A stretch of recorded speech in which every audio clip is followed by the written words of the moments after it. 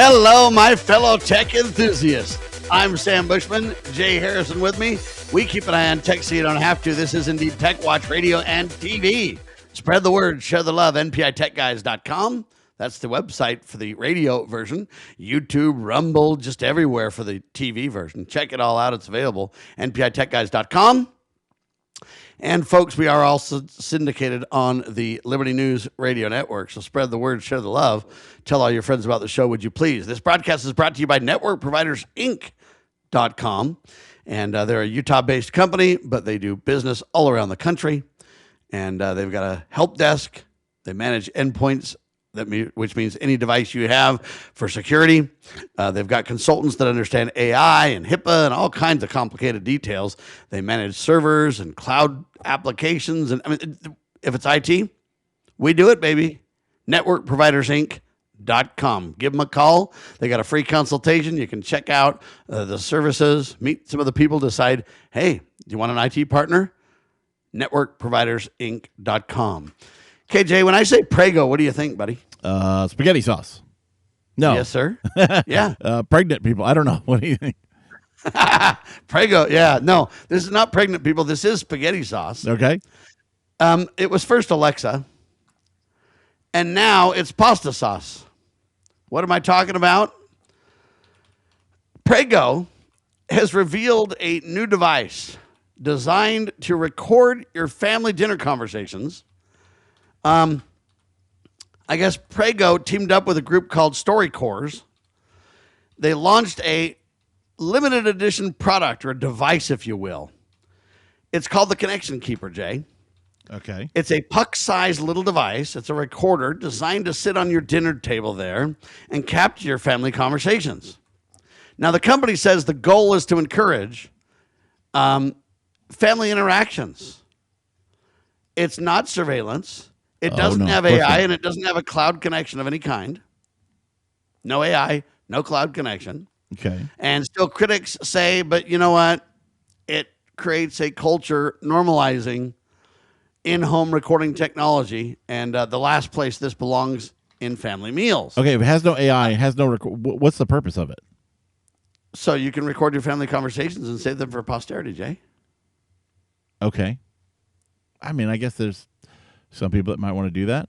Most family conversations, though, you want to be kind of non-judgmental, right? Well, you want everybody to be... Yeah, so this is where, Jay, I don't actually disagree with this idea. I think it's actually an interesting idea. Okay. And I don't really like them saying we're going to take AI out of it and we're going to not connect it to the internet. We're not going to do all these things. I think I want a puck that I could put on the dinner table that wouldn't run all the time. I could turn it on when I want to and turn it off when I want to, so it's clear.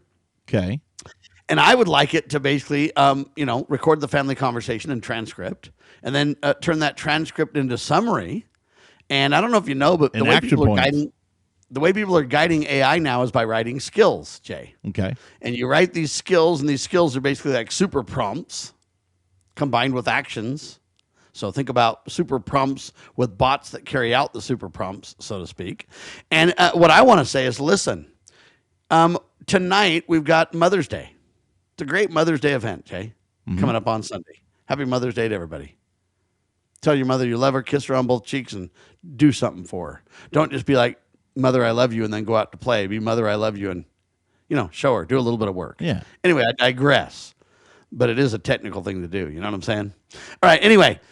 But what I'm saying is that I wouldn't want to just record every dinner for sure. But you know what? On Mother's Day, I might have a plan where we spend time, we go around the circle and talk about what we love about mom, and we this and that. And I'd love to have that thing record, get the transcript, and then give it a super prompt or a skill that says, hey, man, I want you to go through this, 2-hour dinner.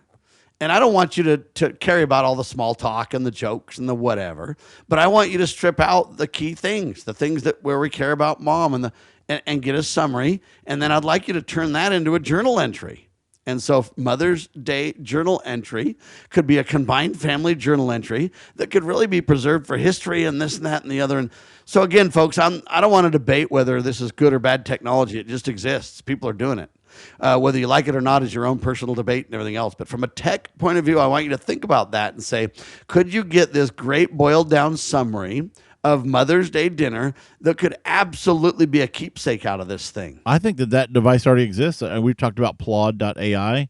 Yeah. And those little tiny slim device. I mean, it's smaller than a puck. It's about the size of a credit card. Fits on the back of your phone, and you can turn it on and off and Yeah. note certain points. But that's and, AI enabled and everything, Jay. Yeah. Oh, yeah. So it's more like what I want, less like what they want. But it tailors things more for meetings and stuff like that. And in the Claude or Plaud.ai world, I want one that I can control and give the prompts to that can, family-ize it and whatever.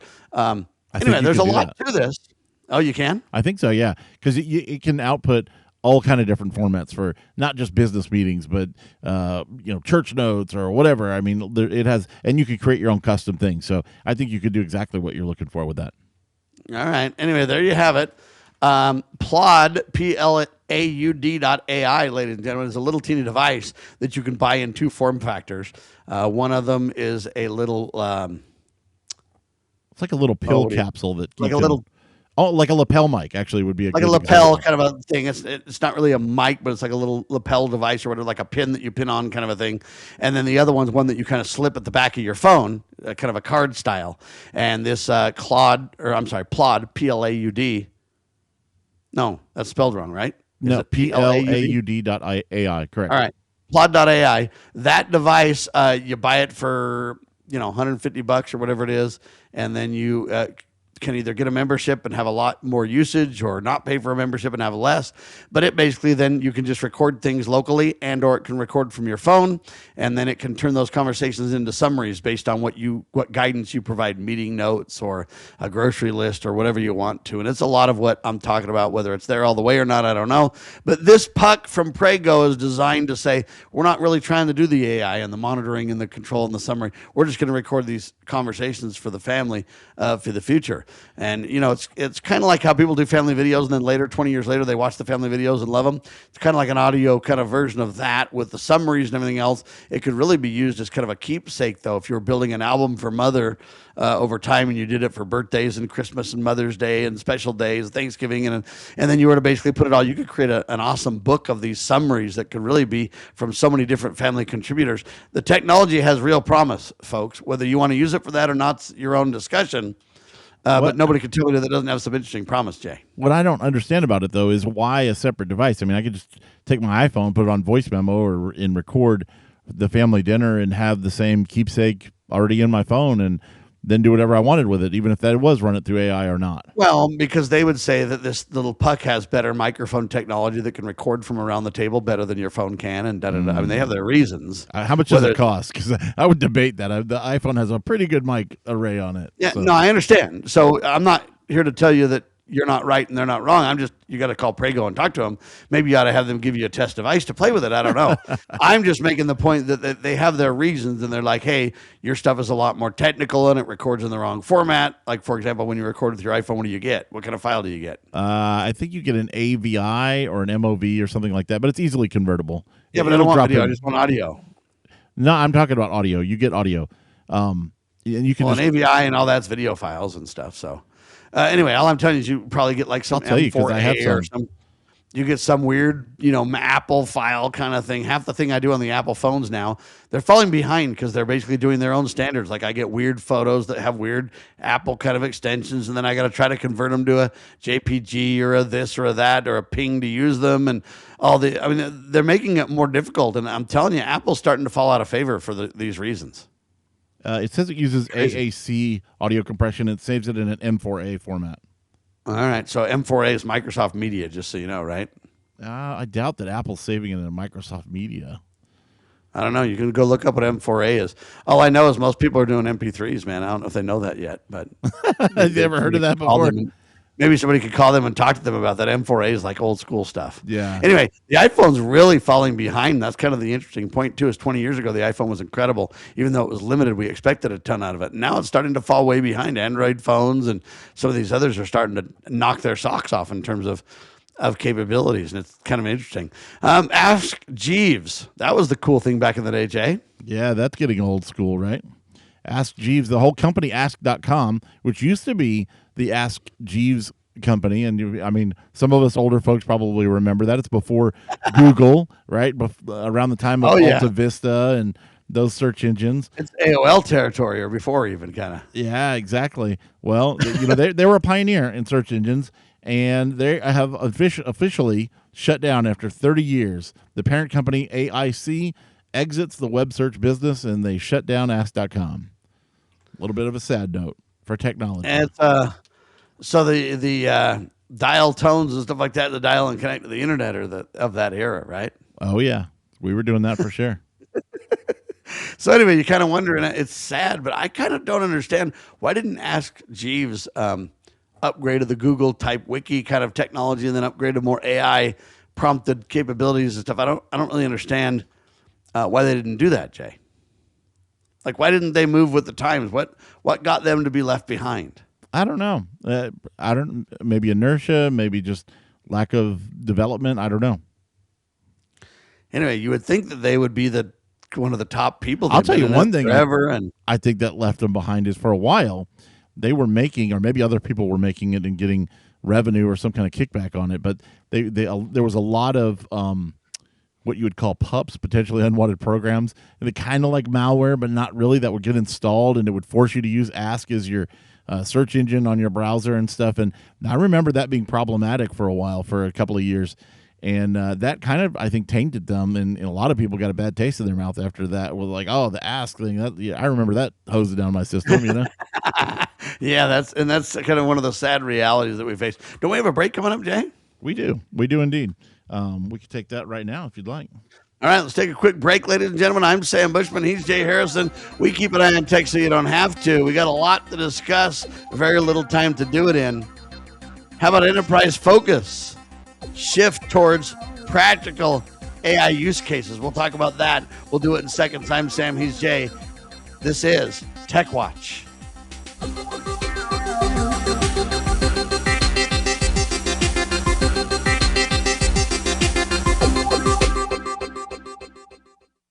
Are you watching what's happening in our country and asking, what can I do? Join the John Birch Society in Salt Lake City, June 6th, for a powerful one-day conference. The day includes a host of respected speakers, 2 meals, and meaningful connections. You'll gain clarity on the issues and walk away with practical steps you can take to your community. Reserve your seat today at jbs.org/SLC26. That's jbs.org/SLC26. Cybercrime is exploding. Take Sarah from Sweet Delights, whose world crumbled after having to close with not being able to bounce back. Small businesses are prime targets, but the right strategies can keep yours safe. Jay Hill, CEO of Network Providers, has co-authored The Cyber Playbook Simplifies Cybersecurity for Business Owners with Strategies to avoid costly breaches and fines, build a strong cyber attack response, secure your business with key protections. Cyber threats aren't slowing down, but you can stay ahead. Protect your business. Ensure its security for tomorrow. Get the Cyber Playbook today at networkprovidersinc.com/cyber-playbook or call 385-446-5500 now.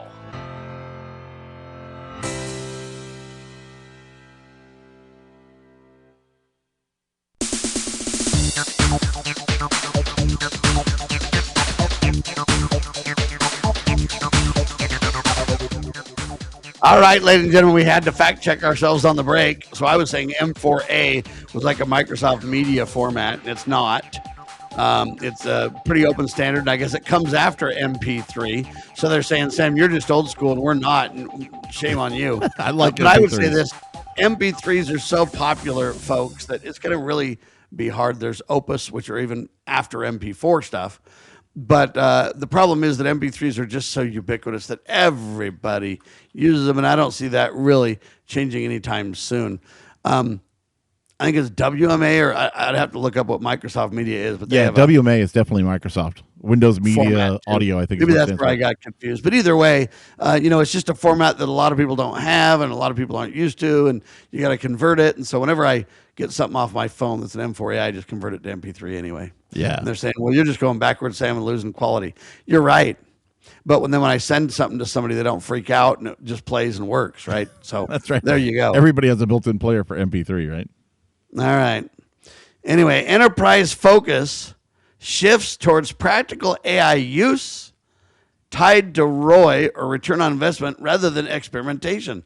Companies are starting to get here, Jay. Rather than just wanting to play with AI, they're kind of saying, look, if I'm going to start spending this kind of money on AI, I better start to see some return on my investments. Yeah, we want to see the bottom line, right?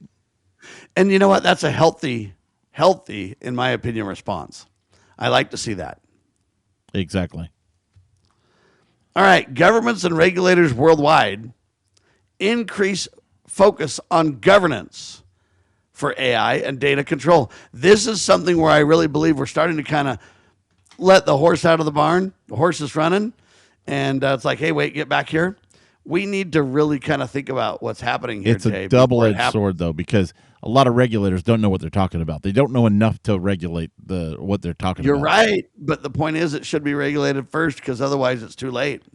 I know. That's what I mean by a double-edged sword. I mean, on one hand, you want to get out ahead of it. On the other hand, you better know what you're talking about. They need to hire Sam and Jay consultants and get us in the room then if they don't know what's going on. Absolutely. Anyway, I just find that interesting. Link. But it's important to really understand some of those things, folks. All right, I want to talk about 2FA, Jay, two-factor authentication or multi-factor authentication. It's important for people to understand. And there's kind of a comparison now between 2FA versus Passkeys and which security solution keeps you safer. Yeah, the PC world's been talking about this or whatever a while ago, and they're both effective security enhancements. But what do you think, Jay? What do you think's better, easier, smarter?